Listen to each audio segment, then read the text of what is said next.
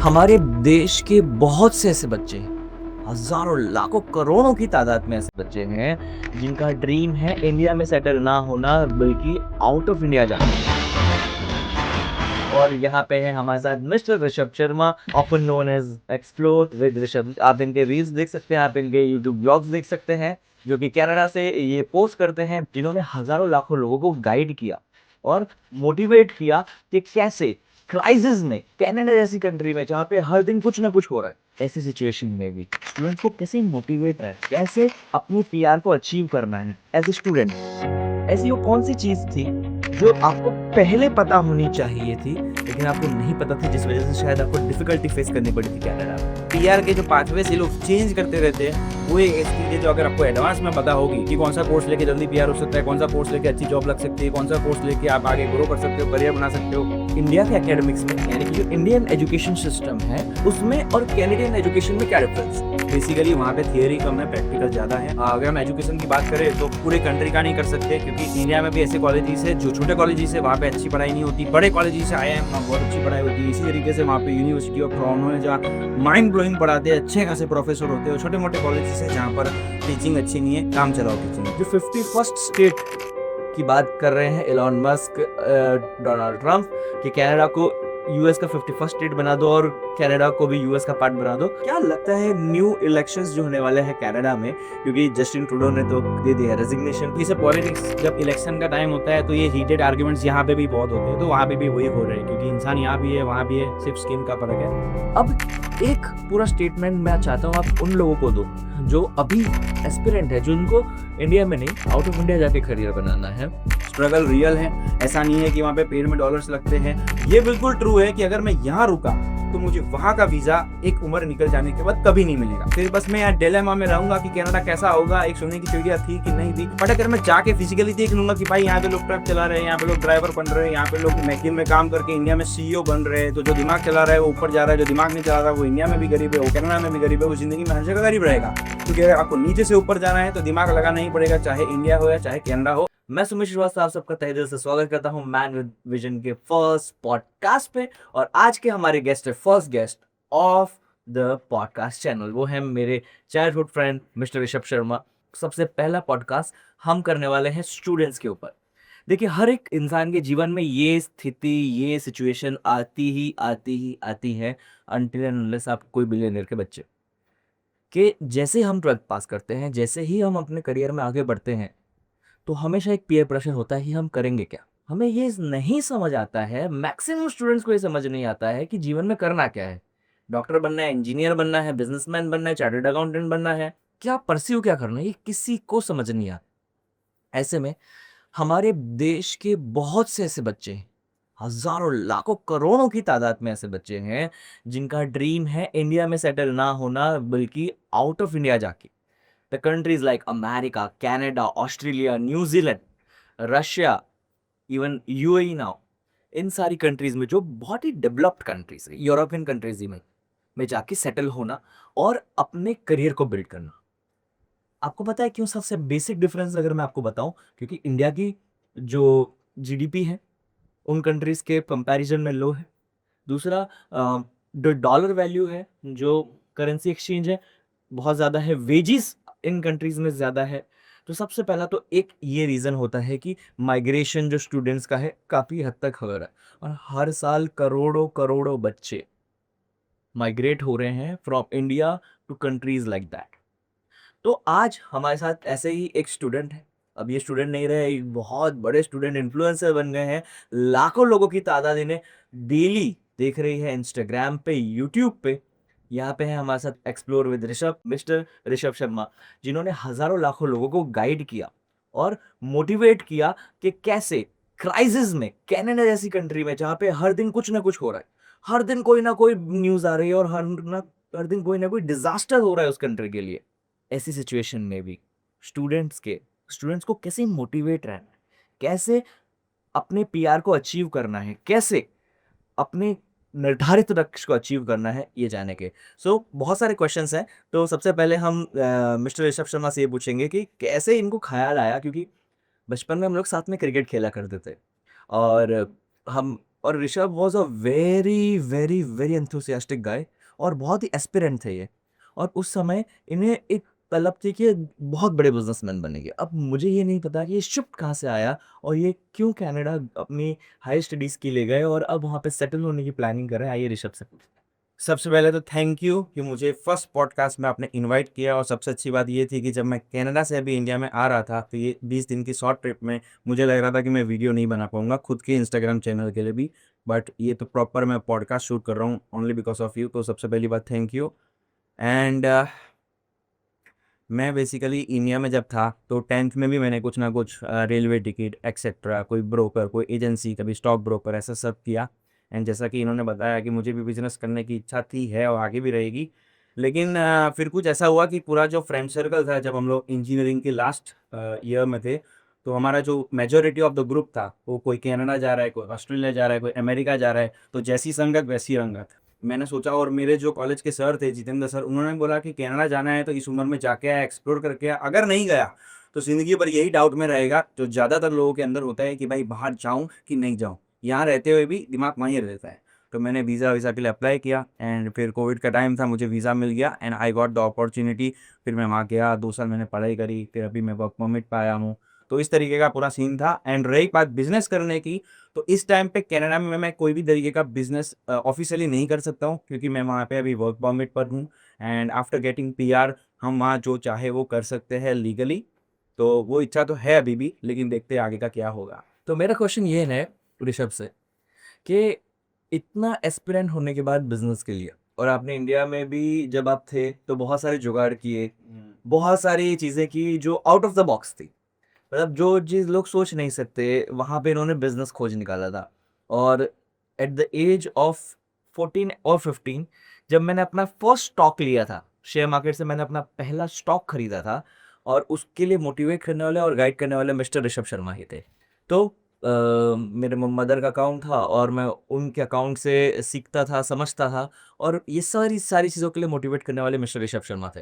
तो अब मेरा ये क्वेश्चन है कि जब एक इंसान को बिजनेस का कीड़ा हो जाता है, तो कैसे वो जॉब पे शिफ्ट कर सकते हैं? क्योंकि आपने तो कनाडा में जॉब की है, आप you have done various jobs in Canada, finance field में आपने किया, अब आप फार्मा में हो, और उससे पहले भी कई फील्ड्स में थे। जब आपने शुरुआत की तब आप एक बियर बियर बियर फैक्ट्री में फैक्ट्री में, कभी उबर ईट्स की डिलीवरी, पार्ट टाइम जॉब, कभी किसी गैस स्टेशन में काम, लाइक इसी तरीके के पार्ट टाइम जॉब ज़्यादातर वहाँ पर होते हैं। तो ये सब किया वहाँ पे। एंड रही बात बिजनेस की, तो बिजनेस तो करना है, इच्छा है, लेकिन ज़रूरी नहीं है बिजनेस यानी कि वही जो ब्रिक एंड मॉर्टर जो स्टोर होती है वहाँ जाएंगे, दाबेली बनाएंगे या फिर कोई ज्वेलर्स की दुकान खोलेंगे, इस तरीके से नहीं। लाइक मेरे दिमाग में ये था कि कनाडा में जाएंगे एंड डे वन से जो मेरा पैसन था वो मेन ये था कि मुझे कैमरे के सामने आना है। अब चाहे नेता बनो या चाहे अभिनेता बनो, कैमरे के सामने कुछ ना कुछ करना है। तो वो अपॉर्चुनिटी मुझे मिली क्योंकि जब मैं इंडिया से कनाडा गया, डे वन पे मैंने एक्सप्लोर विद ऋषभ चैनल बनाया और उस पर like reels videos, YouTube videos वगैरह डालना मैंने चालू किया। तो like I was enjoying, like मैं वहाँ स्ट्रगल भी कर रहा था। तो देखो दोस्तों, मैं इस टाइम पर स्ट्रगल कर रहा हूँ, इस तरीके का पूरा सीन था। लेकिन मेरे को लगा नहीं कभी मैं स्ट्रगल कर रहा हूँ। एंड बहुत सी ऐसी ऐसी चीज़ें मुझे सीखने को मिली, देखने को मिली, जानने को मिली, जो मैं इंडिया में, लाइक बिकॉज इंडिया में हमारे फादर होते हैं, मदर होती है, फैमिली होती है, रिलेटिव्स होते हैं, फ्रेंड्स होते हैं, राइट। एक चम्मच भी इधर से उधर करना हो तो उसके लिए भी हमको सोचना नहीं पड़ता। लेकिन अगर बाहर के देश में हम जाते हैं तो हमको सारा का सारा काम फ्रॉम जीरो टू हीरो खुद करना पड़ता है। और रही बात बिजनेस करने की, तो डायरेक्टली अगर हम कोई बिजनेस करते हैं विदाउट द नॉलेज, तो उसमें फेलियर के चांसेस बहुत ज़्यादा होते हैं। एंड अगर हमें कोई बहुत बड़ा बिजनेस करना है या फिर अगर छोटा मोटा भी करना है तो 30 लाख, 40 लाख, 50 लाख का इन्वेस्टमेंट हमको चाहिए। एंड उस टाइम पे जब मैं आज से 4 साल पहले कनाडा में मूव हुआ था, तो मेरे पास एक लिमिटेड अमाउंट थी क्योंकि मेरे फादर की डेथ हो चुकी थी। तो मेरे, और लाइक आपने बताया जिस तरीके से IPO, broker, stock market, railway ticket booking, फिर लाइक जीटीपीएल के प्लान्स बेचना, इस तरीके का पूरा साइड बिजनेस, ये था ब्रोकर काइंड ऑफ बिजनेस मैं करता था। तो उस टाइम पे मेरे सामने ये था कि भाई अगर अभी 15-20 लाख रुपए मैं किसी बिजनेस में डालता हूँ तो उसमें मेरे ग्रो होने की संभावना कितनी है। अगर मान लो मैं एमबीए यहीं पे करता हूँ, आईआईएम में जाके पढ़ लेंगे तो उसमें अलग सीन था, गेट करो, ये करो। एंड एट लास्ट आईआईएम में भी टारगेट यही होता है अपना कि वहाँ से अच्छा पैकेज मिलेगा, जो कि पहले से था नहीं। तो मेरे दिमाग में ये एकदम क्रिस्टल क्लियर था, अगर 15-20 लाख का इन्वेस्टमेंट करना है तो फटाफट स्टूडेंट वीज़ा में ही निकल जाएंगे अपने पैसे। उस तरीके का पूरा प्लान मैंने बना लिया था कि स्टूडेंट लाइफ में कनाडा में किस तरीके से निकल सकता है। क्योंकि अगर आपको शायद पता नहीं होगा, लेकिन कनाडा में जब हम स्टूडेंट वीज़ा पे होते हैं, जब हमारी पढ़ाई चल रही होती है, तब हम हफ्ते में 20 आवर्स ही लीगली काम कर सकते हैं, और जब ऑफ होता है तब हम मोर देन 20 आवर्स काम कर सकते हैं। तो फिर मैंने एकदम कैलकुलेशन किया था कि जो मेरी नेक्स्ट ईयर की फीस है, उस टाइम पे कुछ $15,200 थी सेनेका कॉलेज में सेकेंड ईयर की। तो मैंने डिवाइड कर दिया था, लाइक पूरे साल में होते हैं 52 वीक्स, तो मैंने एकदम ब्रेक डाउन किया था कि भाई जब मैं 20 आवर्स काम करूंगा, I have to save this amount, उसके बाद फिर मैं मेरे एक्सपेंस करूंगा।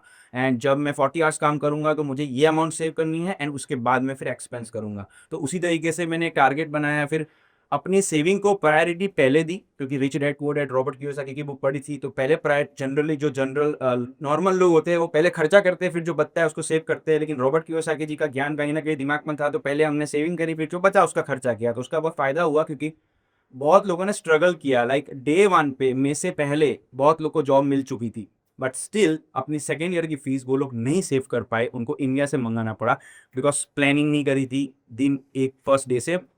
लेकिन मैंने वो किया, तो मुझे उसका फ़ायदा ये हुआ कि भाई मेरी पढ़ाई ख़त्म होते होते मैंने मेरी फ़ीस निकाल दी, जो थोड़े बहुत पैसे लगाए थे वो भी रिकवर कर दिए। और जब मैं वर्क परमिट पे आया, तब मेरा फोकस ये था कि अब मैं मेरी फील्ड जॉब करूँगा, मुझे मेरी फील्ड जॉब करनी है। और जब दूसरे बच्चे वर्क परमिट पे आते थे, तो उनका कहीं ना कहीं टारगेट ये होता था कि अगर हमारे पास 3 साल का वर्क परमिट है, तो पहले साल हम थोड़ा बहुत पैसा रिकवर करेंगे, क्योंकि बड़ी अमाउंट लगानी पड़ती है। लाइक यहाँ से जाते हैं तो 18-20 लाख लग जाते हैं, फिर वहाँ पे सेकेंड ईयर के 10-12 लाख फिर खर्चा करना पड़ता है, तो 25-30 लाख रुपए तो मिनिमम लगते ही है, अगर फ्लाइट टिकट कपड़े ये सब गिनोगे तो काफ़ी मेरे फ्रेंड थे जिन लोग का पैसा रिकवर नहीं हुआ था। किसी ने लोन ली थी, किसी ने अपने फादर की एफडी तुड़वाई थी, तो उनके दिमाग में ये था कि हम पहले पैसे देंगे। तो फिर वो लोग लेबर जॉब्स कंटिन्यू करते रहे। तो मुझे वहाँ का ऑप्शन अच्छा ये था, मैं डेब्ट फ्री हो चुका था, तो मैंने फोकस किया, मैं मॉन्ट्रियल से मूव होकर टोरंटो आया। एंड मुझे फाइनेंस सेक्टर में अपनी जॉब करनी थी, सेल्स एंड मार्केटिंग की, जिसमें मॉर्गेज हो, तो उसमें रेमिट के लाइसेंस की भी रिक्वायरमेंट थी, तो वो मैंने करी। फिर 1 साल मैंने वो जॉब करी। एंड उस टाइम पे जो मेरा CRS स्कोर था आफ्टर 1 ईयर 8777 इन IELTS 467 का था। बट आपने अभी जिस तरीके से बताया कि कनाडा में क्राइसिस चल रहे हैं, तो जस्टिन ट्रूडो जो वहाँ के प्राइम मिनिस्टर है, उन्होंने बहुत अभी रिसेंटली अपना रेजिग्नेशन दिया है, क्योंकि वहाँ पे हाउसिंग क्राइसिस चल रहे हैं, लेबर शॉर्टेज, जॉब एक्सेट्रा, ये सारी की सारी चीज़ें चल रही है। तो वहाँ पे काफ़ी ज़्यादा इसका एक नेगेटिव इम्पैक्ट हुआ, जिसकी वजह से अब जो वहाँ के जो नॉर्मल लोग हैं और वहाँ के जो पॉलिटिशियन हैं, उन लोगों ने सारा का सारा ब्लेम कर दिया स्टूडेंट्स को। जबकि इंटरनेशनल स्टूडेंट्स जब इंडिया से कनाडा में जाते हैं, तो वो 3 टाइम मोर फीस पे करते हैं। लेट्स से फॉर एन एग्जांपल, अगर मेरे पास कनाडा का PR है या कनाडा की सिटीजनशिप है, तो मुझे अगर कोई एक कोर्स करना है तो मुझे $5,000 देने हैं। बट यही इंटरनेशनल स्टूडेंट $15,000 देगा। तो इंटरनेशनल स्टूडेंट ने फीस भी 3 टाइम्स दी, और सबका GIC भरनी होती है बैंक में, कुछ 6-7 लाख रुपए लगाने होते हैं। और अभी के टाइम पे तो जो 10,000 की GIC मेरे टाइम पे थी, वो अब बढ़ा के 20,000 की कर दी है। लेकिन वहाँ के पॉलिटिशियंस ने, वहाँ के लोगों ने इस तरीके का पूरा सीन किया कि पूरा ब्लेम कर दिया कि इंटरनेशनल स्टूडेंट्स की वजह से ये हो रहा है। बट एक्चुअल में कुछ 30 या $20 बिलियन ऐड करता है इंटरनेशनल स्टूडेंट कनाडा की इकोनॉमी में। वो सब चीज़ को छोड़ के ब्लेम कर दिया। और अभी का ट्रेंड ऐसा है कि वहाँ पे जिसको भी सरकार चाहिए, जिसको भी वहाँ का प्राइम मिनिस्टर बनना है, उसके दिमाग में ये है कि भाई जो इमिग्रेंट्स को हटाएगा वो गद्दी पाएगा। तो इस चक्कर में अभी PR बहुत ज़्यादा हार्ड कर दिया है। तो जिस तरीके से मेरे को जिस फील्ड जॉब में मैं काम कर रहा था, वो जॉब को करके मेरे बहुत से सीनियर्स लोग को PR मिला था इजीली। एंड उसके बाद फिर वो बैंकिंग सेक्टर में गए, वहाँ से ग्रो करते करते कोई रियलेटर बन गया, किसी ने खुद का बिजनेस ओपन कर दिया, किसी ने फ्रेंचाइजी ओपन कर दी। बट मैं स्टक यहाँ पे आ गया कि अब अगर मैं नॉर्मल करता रहूँगा तो मुझे PR नहीं मिलेगा, क्योंकि वहाँ पे गवर्नमेंट ने ऐसा बोला कि अगर आपको PR चाहिए तो health sector, trade sector, French learn करो, अगर ये सब आएगा तो आपको PR मिलेगा, अगर ये सब नहीं आएगा तो सबको हम PR नहीं देंगे। And according to a data 5.9 million लोग इस टाइम पे कनाडा के अंदर टेम्पररी वर्क परमिट होल्डर्स है, स्टडी परमिट होल्डर्स है, विजिटर वीज़ा वाले हैं, जो बहुत बड़ी संख्या है। सबको अब वो लोग PR नहीं देने वाले, सिर्फ कुछ कुछ लोग को देंगे जो एक नेसेसिटी वाली जॉब कर रहा है। तो मेरे को मतलब 1-2 साल का मेरा वर्क परमिट बचा था, तो मैंने सोचा कि अब मैं 2 साल इसी फील्ड जॉब में कंटिन्यू करूंगा, तो हो सकता है यहाँ से मैं मैनेजर बन जाऊँ, थोड़ा और ग्रो कर जाऊँ। But after 3 years if I don't get my PR, जिसका जो मेरा एक मेन टारगेट था कि मिलेगा, तो वापस से मुझे इंडिया आना है एंड फिर यहाँ पे 0 से शुरुआत करनी है 5 साल बाद भाई। तो मैंने सोचा नहीं, अब अपने PR पे फोकस करते हैं। पहले फील्ड जॉब पे फोकस किया, उससे पहले पढ़ाई पे फोकस किया, लेकिन अब PR तो मिल नहीं रहा है। फिर मैंने हेल्थ केयर में अपनी जॉब ढूंढने का ट्राई किया, and luckily I got a opportunity in health care sector. तो अब बस मैं वहाँ पे जॉब कर रहा हूँ, एंड लेट्स सी कि अब इस सेक्टर में भी PR मिलता है कि नहीं मिलता है। बट अगर आप देखो कि बच्चे ज़्यादातर क्यों जाते हैं, तो पहली बात तो करोड़ों-करोड़ों बच्चे जाते हैं इंडिया से कनाडा।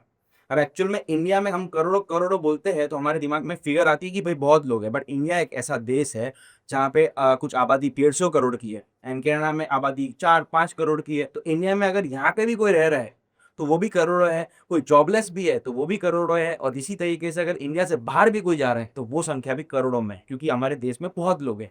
तो बच्चे इसलिए जाते हैं क्योंकि वहाँ पे पार्ट टाइम जॉब करके भी आपको एक जॉब मिलती है, जिससे आपका लाइफ स्टेटस बढ़ जाता है, आप सेविंग करनी चालू कर देते हो, आपको क्वालिटी एजुकेशन मिलती है। अब यहाँ पे भी मिलती है, लाइक यहाँ पे भी आईआईएम है, निरमा है, लेकिन उसका जो कटआउट है, वो बहुत ज़्यादा है। आप गेट देना है, एंट्रेंस एग्जाम, ये वो टिंग डोंग। प्लस यहाँ पे अगर आपको बैंक में किसी को let's say for an example job करनी है, तो उसको पीओ की अगर एग्जाम देनी है, तो बच्चे साल-साल, 2-2 साल, 3-3 साल। मेरे एक भैया थे जिनको जीपीएससी क्लियर करनी थी, 22 साल की एज में निरमा से पास आउट हो चुके थे, या 21 साल की जो एज होती है जिसमें 4 साल की डिग्री हमारी खत्म होती है, तो उनकी वो एज में डिग्री खत्म हो चुकी थी।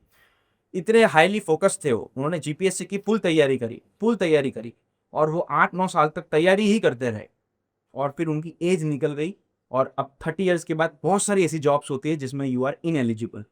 तो उनके साथ ये सीन हो गया। तो मतलब इंडिया में ऐसा है कि अगर आप मेहनत करते हो, फुल मेहनत करते हो, let's say for an example अगर आप एडिटिंग कर रहे हो, आप कोई जॉब कर रहे हो, आप कोई बिज़नेस कर रहे हो, तो आपको बहुत ज़्यादा ड्रास्टिक कॉम्पिटिशन होता है। Let's say for an example एक कंटेंट क्रिएटर के लिए भी, मैं इंडिया में भी कंटेंट क्रिएट करता था और मैं लाइक आपने जिस तरीके से बताया 14-15 की इयर्स एज में आपने पहला स्टॉक लिया था।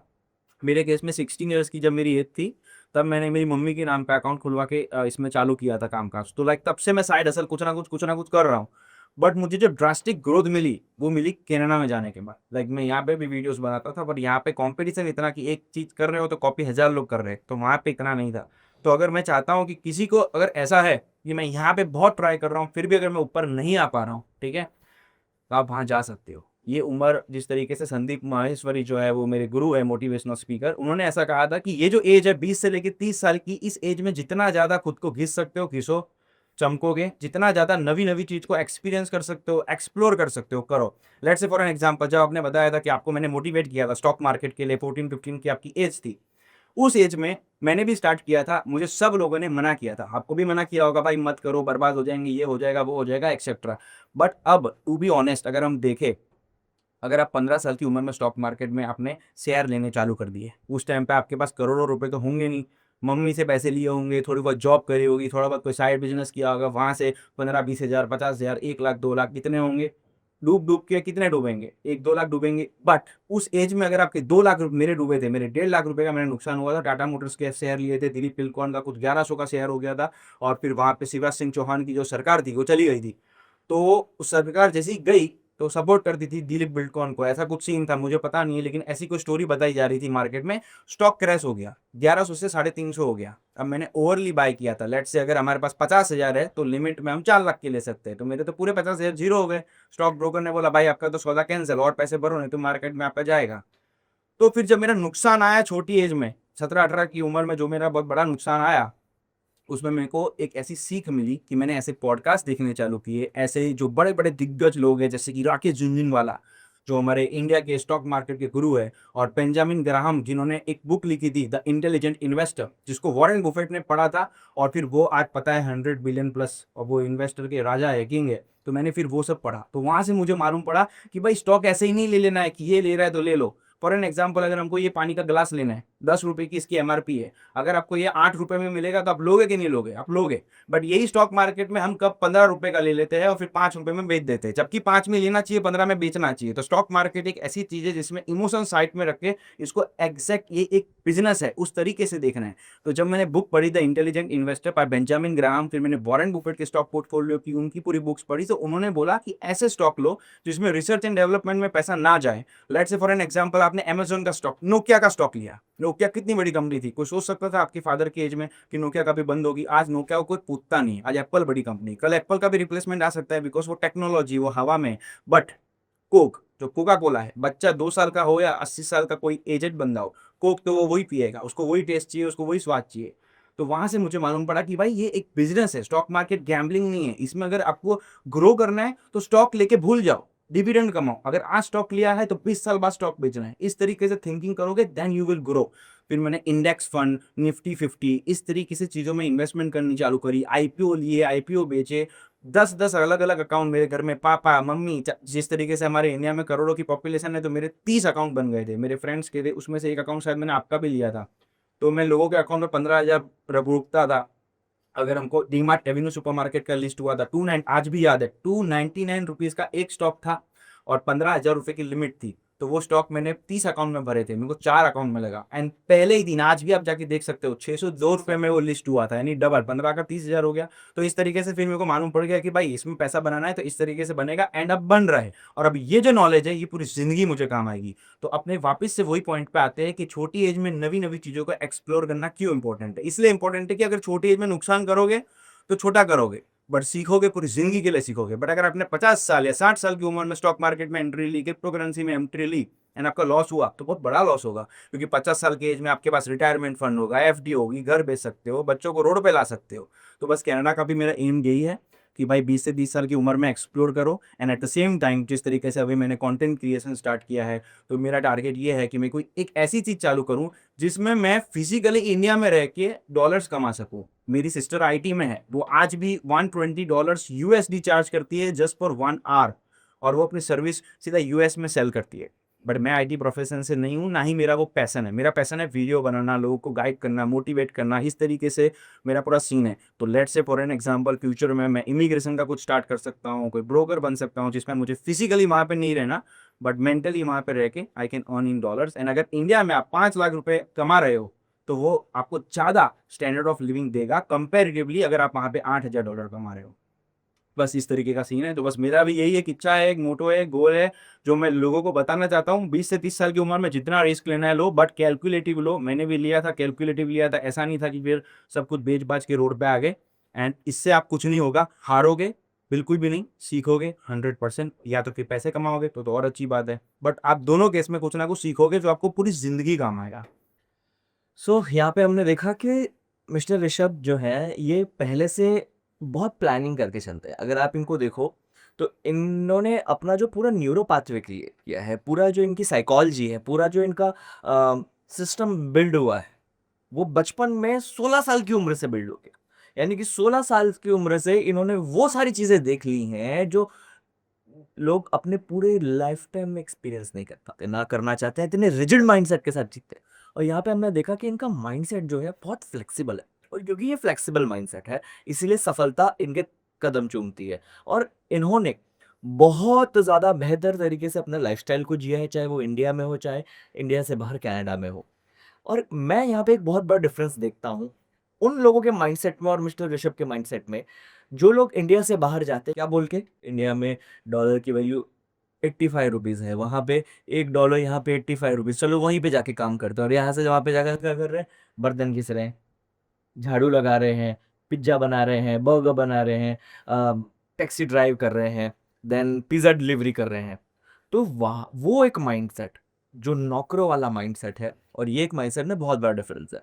तो मैं इसी के साथ आज ये जो पॉडकास्ट हज़ारों, लाखों, करोड़ों लोग देखेंगे, उनमें से भी बहुत से लोगों का यही माइंडसेट होगा कि चलो यहाँ पे तो कुछ भी नहीं हो रहा, सरकार ये नहीं कर रही, सरकार वो नहीं कर रही, इससे अच्छा तो कनाडा चले जाते हैं, ऑस्ट्रेलिया चले जाते हैं, न्यूजीलैंड चले जाते हैं, अमेरिका चले जाते हैं, वहाँ पे जाके कुछ करते हैं। बहुत बार हम लोग वीडियोस देखते हैं, तो कोई कनाडा में बोरी लेके आ रहा है, कोई पिज़्ज़ा बना रहा है, वहाँ पे देख रहे हैं कि एक-एक घर में 15-15 लोग रह रहे हैं।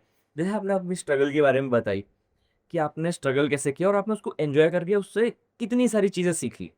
तो अब एक पूरा स्टेटमेंट मैं चाहता हूँ आप उन लोगों को दो, वो लोग जो अभी एस्पिरेंट है, जो इनको इंडिया में नहीं आउट ऑफ इंडिया जाके करियर बनाना है, तो क्या वो संदेश है आप उनको देना चाहोगे? और दूसरा इसी के साथ आप अगर ये ऐड कर सकें कि जब कोई भी स्टूडेंट या कोई भी बच्चा बाहर जाता है, कोई भी व्यक्ति बाहर जाता है अपना करियर बनाने के लिए, और फैमिली ना जब नहीं होती, जब वो माँ बाप का प्यार नहीं होता, फैमिली नहीं होती साथ में, रिश्तेदार नहीं होते, कितनी कठिन सिचुएशन है। क्योंकि मैं ये बहुत इम्पोर्टेंट है, क्योंकि होम सिकनेस इज़ समथिंग, क्योंकि आप 3-4 साल बाद जब इंडिया आए थे, तो आपको जो खुशी हुई थी, जो प्रेम मिला था, जो आपका हृदय भर चुका था, उसके बारे में भी हमने जानना है। तो रही बात होम सिकनेस की, तो मुझे स्टार्टिंग से ऐसा घर वालों से मैं दूर जा रहा हूँ, उस चीज़ में मुझे कभी प्रॉब्लम नहीं हुई थी। क्योंकि रही बात होम सिकनेस की, तो ऐसा नहीं है कि अगर हम इंडिया में रहते हैं तो हम होम सिकनेस नहीं होंगे, क्योंकि मेरे घर में हम टोटल 4 भाई-बहन हैं, 2 कज़िन और एक मेरी रियल सिस्टर है। तो जब सब लोग ग्रो हुए, तो किसी को जॉब बैंगलोर में लग गई, किसी की शादी दूर हो गई, बाद में अभी तो सब यहाँ आ गए हैं। मेरी सिस्टर दिल्ली में चली गई थी, वो भी यहाँ आ गई है। फिर एक की जॉब लग गई थी दूर, वो भी अब यहाँ आ गई है। और जो मेरे ब्रदर है, वो सीआईएसएफ में थे, आर्मी में थे, ठीक है? तो आर्मी की जॉब आपको पता है कितनी हार्ड है, कितनी स्ट्रिक्ट है, खाना नहीं है, दौड़ना है सारा दिन, ठीक है? घर घर से तो दूर ही दूर है, प्लस छुट्टी भी नहीं मिलती। वहाँ पे भी कभी भी रात को भी कॉल आएगा, देन आपको बंदूक पकड़ के तुरंत ही रोड पे एकदम मतलब बॉर्डर पे जाना है, ठीक है? इस तरीके का पूरा सीन था। तो मैं उस वजह से लकीली बहुत ज़्यादा ट्रेंड था कि भाई मेरा भाई तो साल में 1 दिन आ रहा है, वो भी उसको पता नहीं कभी भी कॉल आएगा तो रिटर्न जाना पड़ सकता है। तो जो होम सिकनेस वाला चीज़ था, वो मेरे लिए इतना मैटर नहीं करता था। और अगर आप दुनिया में बड़े-बड़े लोगों को देखोगे, चाहे टाटा, बिरला, अदानी, अंबानी, वॉरेन बफेट, कोई भी, ये सब लोग घर से दूर गए, ठीक है? उसके बाद इन लोगों ने ग्रो किया। हमारे देश के प्राइम मिनिस्टर ये अभी तक घर पे नहीं जाते। घर पे जाएँगे, मम्मी-पापा को पूजेंगे एंड रिटर्न आ जाएँगे। लेकिन उन्होंने कहा कि छोटी उम्र में हमने हमारा घर छोड़ दिया था। तो छोटी उम्र में अपना घर छोड़ना बहुत इंपॉर्टेंट है, क्योंकि छोटी-छोटी चीज़ें जो है ना, वो आपको बहुत बड़े-बड़े लेसन्स देती है। खुद के लिए कपड़े कैसे खरीदने हैं, खुद बाहर जाके लोगों से बात कैसे करनी है, खुद रहना कैसे है, कनाडा में रेंट पे घर कैसे ढूँढना है, वहाँ पे जो फ्रॉड्स हो रहे हैं उनसे बचना कैसे है, जॉब कैसे ढूँढनी है, खाना कैसे बनाना है। खाना अच्छा नहीं लगा तो यहाँ तो खाना अच्छा नहीं लगता तो मैं खुद बोलता था मम्मी को, ये क्या बना दिया, मुझे नहीं खाना, दूसरा लेकर आओ। मम्मी बेचारी लेकर आती थी। फिर वहाँ जाके रियलाइज़ किया कि जो मैं करता था वो गलत करता था। और जो बच्चे आज की तारीख में यहाँ पर हैं, जो वहाँ नहीं गए थे, वो अभी भी यही बोलते हैं, ये क्या बना दिया खाने में, मेरे को नहीं खाना। तो अब मैं उनको जाके बोलता हूँ, भाई एटलीस्ट आपकी मम्मी आपको खाना बना के दे रही है, वो तो खाओ। अपना इतना ज़्यादा एंगर उन पे क्यों निकाल रहे हो? इतना ही है तो खुद बना लो। तो ये मुझे एक ड्रास्टिक चेंज लगा, क्योंकि आज ये मेरा हाथ चल रहा है, ठीक है? मुझे इस आँखों से दिख रहा है, तो मुझे ये हाथ की और ये आँखों की वैल्यू नहीं होगी। बट जब मेरे हाथ चलने बंद हो जाएँगे, ये आँखों से मुझे दिखना बंद हो जाएगा, तब मुझे इसकी वैल्यू होगी। तो कनाडा में जाने के बाद ऐसी बहुत सी छोटी-छोटी चीज़ों की मुझे वैल्यू समझ में आई। और रही बात घर से दूर होने की, घर से तो दूर होना ही पड़ेगा आपको डेफ़िनेटली, अगर आपको ग्रो करना है तो।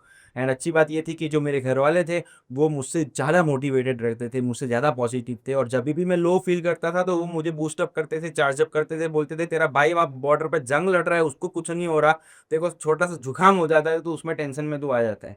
तो इस तरीके का पूरा सेटअप था। तो मैं हर एक को यही कहना चाहता हूँ कि भाई आर्मी वाले पॉडकास्ट देखो। आर्मी, और एक मैंने रणवीर अलाहाबादिया में एक आर्मी वाले सर आए थे, बहुत अच्छे, उनका नाम मेरे को याद नहीं है, उनको वो बोल रहे थे कि यार मेरे को हँसी आती है।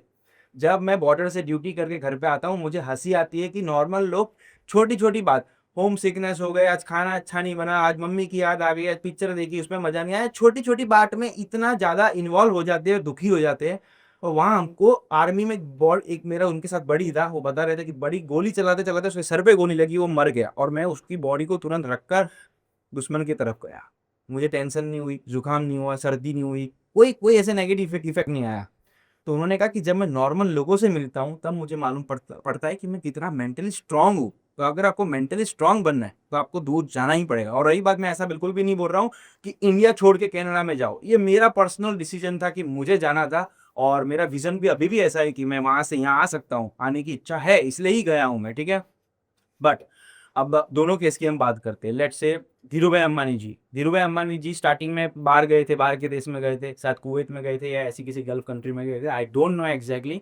बाहर के देश में गए, सीखा, नॉलेज लिया, एक्सपीरियंस लिया, अपने इंडिया में आए और रिलायंस खोल दी, ठीक है? अब सब लोग नहीं खोलते, सब लोग यहाँ आके बर्बाद भी हो जाते हैं, लेकिन always look for the positive side.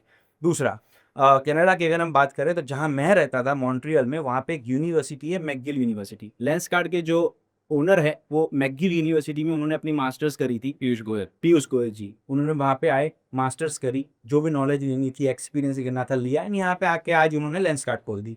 और अगर हम बात करें तो अमेज़न जो कंपनी थी, उस कंपनी में जो लोग जॉब करते थे, वो लोगों ने अमेज़न में जॉब करके सीखा और देखा कि इंडिया में ये चीज़ नहीं है, उन्होंने फ्लिपकार्ट ओपन कर दी। यहाँ पे आके उसको ग्रो किया, पता नहीं 10 या 15 हज़ार करोड़ में आज से 8-9 साल बाद, 8-9 साल पहले ही बेच दिया।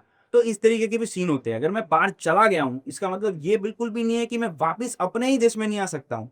ये बिल्कुल ट्रू है कि अगर मैं यहाँ रुका, तो मुझे वहाँ का वीज़ा एक उम्र निकल जाने के बाद कभी नहीं मिलेगा। फिर बस मैं यहाँ डिलेमा में रहूँगा कि कनाडा कैसा होगा, एक सोने की चिड़िया थी कि नहीं थी, लोगों की बातों से खुद का दिमाग चलाऊँगा। बट अगर मैं जाके फिज़िकली देख लूँगा कि भाई यहाँ तो लोग ट्रक चला रहे हैं, यहाँ पे लोग ड्राइवर बन रहे हैं, यहाँ पे लोग मैकिन में काम करके इंडिया में सीईओ बन रहे हैं, तो जो दिमाग चला रहा है वो ऊपर जा रहा है, जो दिमाग नहीं चला रहा वो इंडिया में भी गरीब है, वो कनाडा में भी गरीब है, वो ज़िंदगी में हर जगह गरीब रहेगा। क्योंकि अगर आपको नीचे से ऊपर जाना है तो दिमाग लगाना ही पड़ेगा, चाहे इंडिया हो या चाहे कनाडा हो। एंड अगर आपको अंबानी बनना है तो चपरासी से लेके अंबानी तक की नॉलेज अगर आपके पास होगी तो ही आप जा सकते हो। तो बस मेरा यही एक गोल है, एम है, भाई कनाडा जाना है, जाओ। स्ट्रगल रियल है, ऐसा नहीं है कि वहाँ पे पेड़ में डॉलर्स लगते हैं। वहाँ पे जब मैंने स्टार्टिंग में पार्ट टाइम जॉब करी थी बियर फैक्ट्री में, मैं आज तक लाइफ में कभी दारू सिगरेट पान बीड़ी पिया नहीं है, ना ही पीऊंगा। योगा करता हूँ सुबह, रात को जिम जाता हूँ, रनिंग करता हूँ, आपको तो पता ही है।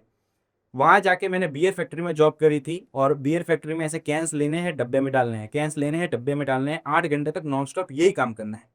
अब वहाँ पे ये काम करते-करते मैं लोगों से ये बात करता था कि भाई एक गाड़ी ले लेते हैं, फिर वहाँ से उबर की डिलीवरी करेंगे। क्योंकि मॉन्ट्रियल में हमको अच्छी वाली जॉब नहीं मिल सकती। क्यों नहीं मिल सकती? क्योंकि 20 ही घंटे हम काम कर सकते हैं और at the same time Montreal में French is the first language, French mandatory है। फ्रेंच नहीं आएगी तो आपको कुछ नहीं मिलने वाला वहाँ पे। और उसके अलावा बिज़नेस तो कर ही नहीं सकते क्योंकि आप वहाँ पढ़ने गए हो, बट अब हमको पढ़ना भी है, पैसे भी कमाने हैं, लिविंग एक्सपेंस भी निकालना है क्योंकि हम यहाँ मिडल क्लास है, अंबानी तो है नहीं। तो मैंने वहाँ पे देखा कि एक लड़की थी, मेरे को उसका नाम नहीं पता, वेरी फर्स्ट डे वो लड़की मुझे बियर के कैंस रखते-रखते बोल रही थी, "भाई, यहाँ पे तो $14 10 सेंट्स मिलते हैं 1 घंटे के और यही काम अगर हम यूएस में करेंगे, ये वाला काम, ये लेबर जॉब, तो यही काम का हमको वहाँ पे $18 मिलेगा।" मैं सोचता था कि मैं कहाँ आ गया? मैंने सबसे पहले तो अपने कान बंद कर दिए क्योंकि you are the average of the 5 people you spend the most time with. मैंने कहा इन लोगों से बातें करूँगा, इन लोगों की तरह हो जाऊँगा, उनको ट्राई करूँगा मोटिवेट करने का, बट अगर मैं उनको नीचे नीचे से उठा के ऊपर लेके नहीं आ सकता, तो मैं उनको भी अलाउ नहीं करूँगा कि वो मेरे माइंडसेट को नीचे खींच के लेकर आए। तो वो लोग अभी भी वहाँ पे वही काम कर रहे हैं और मैं वहाँ पे मैंने ग्रोसरी स्टोर में भी काम किया, बियर फैक्ट्री में भी काम किया, मैंने वहाँ पे पिज़्ज़ा स्टोर में भी काम किया, डिलीवरी की भी जॉब करी से और मैंने ग्रोसरी स्टोर में काम इसलिए किया था क्योंकि मुझे फ्यूचर में अगर ग्रोसरी स्टोर खोलना है तो ये सबसे बेस्ट अपॉर्च्युनिटी है। Let's say for an example अगर आपको यहाँ पे बर्गर किंग की फ्रेंचाइज़ी लेनी है।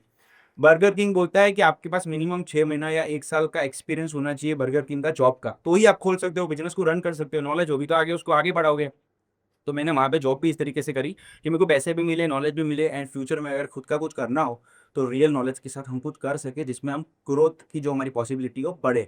बट जो लोग वही $14 यहाँ मिल रहे हैं, $18 यूएस में मिल रहे हैं, बाकायदा वो लोग अभी यूएस में भी गए हैं, लेकिन वो लोग वही काम कर रहे हैं। तो दिमाग लगाना है। मैंने वैसे सब जॉब्स करते-करते फील्ड जॉब में भी आ गया, फील्ड जॉब करते-करते भी हेल्थ सेक्टर में भी आ गया। तो इससे क्या मिला मुझे? इससे मुझे मिला कॉन्फिडेंस कि भाई मैं जो चीज़ पे हाथ रखता हूँ, वो चीज़ मैं कर सकता हूँ। तो अगर ये छोटे-छोटे, छोटे-छोटे कॉन्फिडेंस, छोटे-छोटे, छोटे-छोटे साहस अगर हम रोज़ लेना सीख जाएँगे, तो फ्यूचर में कोई बड़ा काम भी कर सकते हैं। आपको क्या लगता है डायरेक्टली वादा-पादा नहीं एकदम पोर्ट खरीद लिया होगा कि भाई हम लोग वहाँ पे जाके पोर्ट ले लेंगे, नहीं। छोटे-छोटे साहस लिए, छोटी-छोटी विक्ट्री हुई, उसके बाद बड़े-बड़े साहस लिए, बड़ी-बड़ी विक्ट्री हुई। तो ये मुझे तैयार कर रहा है। जितना ज़्यादा खुद को रगड़ोगे, घिसोगे, उतना ज़्यादा चमकोगे। ये सब चीज़ें तैयार कर रही है हमको और ज़्यादा स्ट्रॉन्ग और मजबूत बनने में। सो आपने देखा कि एक स्टूडेंट को कितना कुछ गो थ्रू करना पड़ता है, कितना कुछ समझना पड़ता है, सहना पड़ता है और उसके बाद भी दूर बैठे अपने माँ-बाप से बहुत अच्छे से कम्युनिकेट करना पड़ता है। इसीलिए जो माँ-बाप हैं एक स्टूडेंट के, वो उससे कई गुना ज़्यादा रिसर्च करते हैं, जितना एक स्टूडेंट जाने से पहले करता है।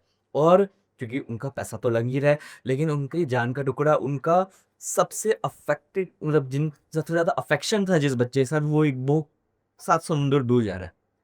तो इसीलिए एज़ अ स्टूडेंट या स्टूडेंट के पेरेंट्स, आपको ये समझना बहुत ज़्यादा ज़रूरी है कि आप किसी भी कंट्री में भेजें, चैलेंजेस लगभग इसी के आस-पास होंगे।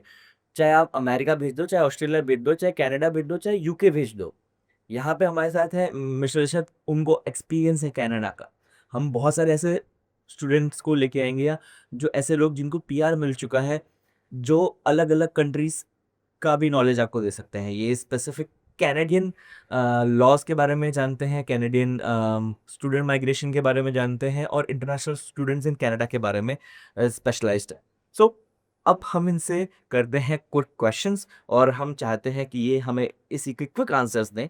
तो सबसे पहला क्वेश्चन है कि एज़ अ स्टूडेंट ऐसी वो कौन-सी चीज़ थी जो आपको पहले पता होनी चाहिए थी, लेकिन आपको नहीं पता थी जिस वज़ह से शायद आपको डिफ़िकल्टी फ़ेस करनी पड़ी थी कनाडा में?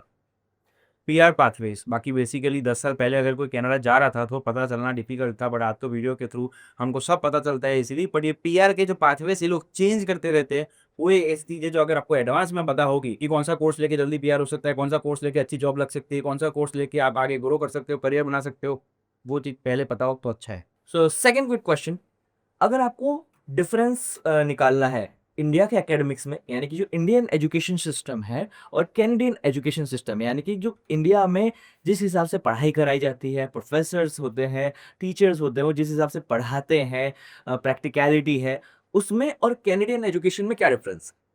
बेसिकली वहाँ पे थियरी कम है, प्रैक्टिकल ज़्यादा है। और दूसरी बात कि अगर हम एजुकेशन की बात करें तो पूरे कंट्री का नहीं कर सकते, क्योंकि इंडिया में भी ऐसे कॉलेजेस है जो छोटे कॉलेजेस है, वहाँ पे अच्छी पढ़ाई नहीं होती। बड़े कॉलेजेस है, आईआईएम, वहाँ बहुत अच्छी पढ़ाई होती है। इसी तरीके से वहाँ पे यूनिवर्सिटी ऑफ टोरंटो है, जहाँ माइंड ब्लोइंग पढ़ाते हैं, अच्छे खासे प्रोफेसर होते हैं। और छोटे मोटे कॉलेजेस है जहाँ पर टीचिंग अच्छी नहीं है, काम चलाओ टीचिंग है। तो डिपेंड करता है कि आप कौन से कोर्स में जा रहे हो, कौन से कॉलेज या कौन सी यूनिवर्सिटी में जा रहे हो। तो एक और क्वेश्चन कि जैसा आपने बताया यूनिवर्सिटी ऑफ टोरंटो और भी बहुत बड़ी-बड़ी यूनिवर्सिटीज़ होंगी, तो इसमें एडमिशन लेने के लिए क्या सिर्फ़ और सिर्फ़ इंडिया में एकेडमिक्स अच्छा होना चाहिए कि कुछ और भी है? तो बेसिकली आपको शायद गेट देनी पड़ती है अगर आप एमबीए करते हो, तो आईएलटीएस में ज़्यादा स्कोर, ज़्यादा बैंड लाना पड़ता है। At the same time letter of reference लेना पड़ता है आपके इस टाइम जो इंडिया के प्रोफेसर है उनसे। उसके साथ अगर कोई अच्छा कोर्स है, अच्छी यूनिवर्सिटी है, तो वो आपका इंटरव्यू भी लेंगे आपको लेटर ऑफ एक्सेप्टेंस देने से पहले। तो it depends on the course and the university. क्या कुछ आप ऐसे इंस्टेंसेस शेयर कर सकते हैं, जो बिल्कुल आपने प्लान नहीं किया था और वैसा कुछ होने लग गया? जैसे अभी आउट ऑफ इंडिया यानी कनाडा में बहुत सारे इश्यूज़ हो रहे हैं, ना कि सिर्फ़ फाइनेंशियल, ना कि सिर्फ़ स्टूडेंट्स के लिए, और भी कुछ इश्यूज़ हो रहे हैं। शायद हम उसको खुल के कैमरा में बात नहीं कर सकते, लेकिन आपको भी पता है मैं किसकी बात कर रहा हूँ। तो ऐसी कुछ चीज़ें जो आपने बिल्कुल प्लान नहीं की थी और एकदम उल्टा हो गया। प्लानिंग में ऐसा है कि जब हम इंडिया में थे तो हम लोग को इस तरीके से बोला जाता है कि वेस्टर्न कंट्री, डेवलप्ड कंट्री, यहाँ पे क्राइम रेट बहुत कम है। लेकिन वहाँ जाने के बाद मालूम पड़ा कि अगर आप गैस स्टेशन में जॉब कर रहे हो तो कोई भी आके आपके सर पे बंदूक ला के आपको गोली गोली मार सकता है। एंड आई गेस 1 साल या 1.5 साल पहले टोरंटो में, जो एक मेजर सिटी है कनाडा की, वहाँ पर अपने इंडियन गुजराती बच्चे को किसी ने स्टैप कर दिया। वो उसकी वहाँ सडनली डेथ हो गई। यहाँ के प्राइम मिनिस्टर नरेंद्र मोदी जी ने भी, अपने देश के प्राइम मिनिस्टर ने भी अपना बोला कि इस पे ऐसा नहीं होना चाहिए, इस पे एक्शन लो। तो ये एक जो चीज़ है क्राइम वाली, वो मुझे एक ऐसी लगी कि भाई वहाँ पे क्राइम है। यूएस में तो खैर बहुत है, कनाडा में नहीं थे पहले इतने, वहाँ पे भी बनने लग गए हैं। तो जैसे आपने यूएस की बात की, आई डू एग्री, मैं यूएस विज़िट करता रहता हूँ और सबसे बड़ा इश्यू मैंने देखा कि बच्चे-बच्चे के पास गन है। हाँ। और गन का लाइसेंस तो इज़िली मिल ही जाता है, लेकिन जिनके पास लाइसेंस नहीं होता है, कुछ कम्युनिटी के लोग हैं, कुछ अलग-अलग लोग हैं, जिनके पास हमेशा गन होती है। मैंने देखा जैसे इंडिया में एक माफिया राज चलता है ना, वहाँ का भी एक नेक्स्ट लेवल माफिया राज है। उनके पास हमेशा गन्स रहती है, वो कभी भी बीच सड़क पे भी लूट सकते हैं लोगों को। They sell drugs, they sell गांजा, कोकेन, पता नहीं क्या-क्या वो सेल करते हैं और इतना गज़ब इल्लीगल काम चलता है यूएस में भी। तो अब यूएस की सरकार बदल गई है, तो आपका क्या कहना है कि जो 51st स्टेट की बात कर रहे हैं इलॉन मस्क, डोनाल्ड ट्रम्प, कि कनाडा को यूएस का 51st स्टेट बना दो और कनाडा को भी यूएस का पार्ट बना दो। कितना सहमत है आप और क्या लगता है न्यू इलेक्शंस जो होने वाले हैं कनाडा में, क्योंकि जस्टिन ट्रूडो ने तो दे दिया है रेजिग्नेशन, तो आपकी क्या सोच है इसके ऊपर? तो सबसे पहली बात तो मेरी कोई ऐसी राय नहीं है स्पेसिफिकली, और ना ही मेरी कोई जियो पॉलिटिक्स इतनी नॉलेज है। लेकिन ये सब पॉलिटिक्स जब इलेक्शन का टाइम होता है तो ये हीटेड आर्ग्यूमेंट्स यहाँ पे भी बहुत होते हैं, तो वहाँ पे भी वही हो रहे हैं, क्योंकि इंसान यहाँ भी है वहाँ भी है, सिर्फ स्किन का फ़र्क है। पर eight the same time army तो कोई डिप्लॉय नहीं करेगा, मुझे ऐसा लगता है। क्योंकि अगर हम यहाँ इंडिया से बांग्लादेश में जब हमारी इंदिरा गांधी ने कुछ आर्मी भेजी थी, तो वहाँ से यूएस ने, यूएन ने, सब ने बोला था कि आप अटैक नहीं कर सकते किसी देश पे। तो वही सेम चीज़ वहाँ पे भी एप्लीकेबल होगी। तो कोई बंदूक लेके तो मारने नहीं जाएगा, लेकिन खुद ही अगर कनाडा इकट्ठा होने की बात करे तो कुछ हो सकता है। बाकी मुझे एग्ज़ैक्टली इस मुद्दे पे कुछ इतना पता नहीं है, कहना भी नहीं है। सो ये थे कुछ क्विक क्वेश्चंस और ये था पूरा पॉडकास्ट मिस्टर ऋषभ के साथ, जो कि फेमस हैं एक्सप्लोर विद ऋषभ के साथ। आप इनके रील्स देख सकते हैं, आप इनके यूट्यूब ब्लॉग्स देख सकते हैं, जो कि कनाडा से ये पोस्ट करते हैं, बहुत हज़ारों लाखों लोगों को मोटिवेट करते हुए। 13-13, 20-20 मिलियन लोग इनके अकाउंट को विज़िट करते हैं महीने में, तो आप भी जा सकते हैं, इनको विज़िट कर सकते हैं। और सबसे बड़ी बात, जो इनके लेसन्स है, जो इनके एथिक्स है, वो बहुत ज़्यादा इम्पोर्टेंट है। तो लास्ट सिर्फ़ और सिर्फ़ 2 प्रश्न पूछूँगा और उसके बाद हम इस पूरे पॉडकास्ट को कंक्लूड करेंगे। सबसे पहला, कितना इम्पोर्टेंट होता है एक स्टूडेंट के लिए शुरुआती समय पे या किसी भी स्तर पे जीवन में पीस ऑफ माइंड? और पीस ऑफ माइंड अटेन कैसे किया? जैसे आपने बताया आप योग करते हैं, राइट? और आप ध्यान भी करते थे जब यहाँ पे थे। तो आप कैसे अपने आप को काम रख पाए, पीस ऑफ माइंड को कैसे अचीव कर पाए? पीस ऑफ माइंड खाली स्टूडेंट के लिए नहीं, किसी के लिए भी बहुत इंपॉर्टेंट चीज़ है। और योगा अगर आप करते हो स्पेसिफिकली, मैं तो कुछ आज इतने सारे योग गुरुज आ गए हैं, ऑनलाइन गुरुज आ गए हैं, लेकिन बाबा रामदेव की वीडियो देखिए। और यूट्यूब पे अगर आपको कोई क्रिया वाला करना हो, या फिर अगर आपको मेडिटेशन वाला करना हो, कपालभाति करना हो, अनुलोम विलोम करना हो, वो अगर आप करिए 30 सेकंड करिए, only 30 seconds with the right technique, आपको 30 सेकंड में दिख जाएगा फर्क कि आपका जो माइंड है वो एकदम स्टेबल पीस ऑफ माइंड हो जाएगा एकदम। वो योगा इज़ वेरी इंपॉर्टेंट। अगर आपको रियल लाइफ में आगे जाना है तो अबाव द नेक योगा करके दिमाग बढ़ाइए, और अगर बॉडी वॉडी बनानी है तो बिलो द नेक जिम जाके बॉडी बनाइए। सो बहुत इम्पोर्टेंट है। और अगर आपको योग से, साधना से रिलेटेड और बहुत सारे शास्त्रों से रिलेटेड जो ज्ञान है, वो हमारे नेक्स्ट इनकमिंग जो गेस्ट्स हैं, वो बहुत ज़बरदस्त लोग हैं जो जिनको हमने इनवाइट किया है। और बहुत जल्दी आपके पास ये पॉडकास्ट आएंगे जहाँ पे हम योग से रिलेटेड, ध्यान से रिलेटेड, साधना से रिलेटेड, सनातन से रिलेटेड ज्ञान इन पॉडकास्ट के थ्रू जनसाधारण तक पहुंचाएंगे। तो इस पूरे सेशन को कंक्लूड करते हुए मैं पूछना चाहूँगा, क्या वो एक स्पेशल लेसन है, क्या वो एक मोटिवेटिंग वर्ड्स हैं जो आप उन सारे स्टूडेंट्स या स्टूडेंट्स के पेरेंट्स को देंगे इस प्लेटफॉर्म के माध्यम से, जिससे वो अपने करियर को परस्यू कर सकते हैं और अपने करियर को आउट ऑफ इंडिया भी बिल्ड कर सकते हैं एज अ स्टूडेंट या as a full time permit PR holder? तो बस यही गोल रखो कि जो अपना टारगेट है वो लक्ष्य की तरफ है। बीच की जो नॉइस है कि वहाँ जाके मैं क्या करूँगा, कैसे रहूँगा, वहाँ का रेसिज्म कैसा है, वहाँ का क्राइम रेट कैसा है, वो सारी चीज़ों पे फोकस मत करो।